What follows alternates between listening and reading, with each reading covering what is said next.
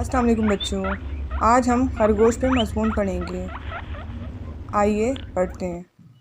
खरगोश एक पालतू जानवर है। ये एक छोटा और मासूम सा जानवर है जिसके बड़े कान होते हैं। इसे आम तौर पर बनी कहा जाता है। गाजर खरगोश का पसंदीदा खाना है। खरगोश की 4 ताकतवर मगर छोटी टांगें हैं जिनसे वो लंबी छलांग लगा सकता है। एक दिन में खरगोश 8 से 10 घंटे सोता है।